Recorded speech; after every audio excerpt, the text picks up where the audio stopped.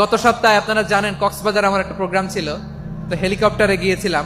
ফেনী জেলা যখন পার হচ্ছি আমি দেখলাম 3টা উইন্ড মিল চিনেন তো, বিশাল পিলার, 3টা 4টা পাখা থাকে। বায়ু বিদ্যুৎ কেন্দ্র, বাংলাদেশের প্রথম বায়ু বিদ্যুৎ কেন্দ্র এটা। মুহুরী প্রজেক্ট বলে এটা সম্ভবত, মুহুরী প্রজেক্ট। তো সাগরের বাতাসের ঝাপটায় এটা ঘুরে এনার্জি হয়, ইলেকট্রিসিটি উৎপাদন হয়। তো আমি পাইলটকে বললাম, ভাই এগুলো থেকে কেমন ইলেকট্রিসিটি উৎপাদন হয়? কয় হুজুর একটু হয় না, কিছুই হয় না। কিছুই হয় না মানে? বলে হুজুর বাংলাদেশে যত উইন্ড মিল আছে এটার পাখা একটাও ঘুরে না। আল্লাহ, বলেন কি? তাহলে এই যে কোটি কোটি টাকা ব্যয় করে যে উইন্ড মিল, কয় হুজুর উপরে ফিটফাট ভিতরে সদরঘাট। তার মানে কোটি কোটি টাকা দিয়ে এই উইন্ড মিল বানায়, এখানে কিছু নাই। দুর্নীতির আড্ডাখানা, আখড়াখানা বাংলাদেশ, ঠিক কিনা বলেন?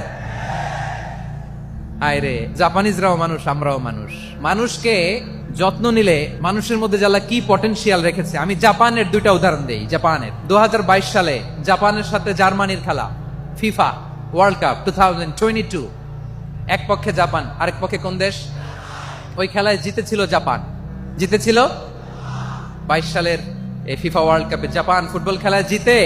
As a part of their celebration তারা খেলার পরে পুরো স্টেডিয়ামটারে ক্লিন করে, the fan base of Japan, lakh lakh মানুষ খেলা দেখতে যায়, তো এত ডাস্টবিনও তো নাই। তো যারা ডাস্টবিনে জায়গা পায় নাই, তারা এই যে চকলেটের প্যাকেট, পানির বোতল, চিপসের প্যাকেট তারা এদিকে সেদিকে রেখে দিয়েছে।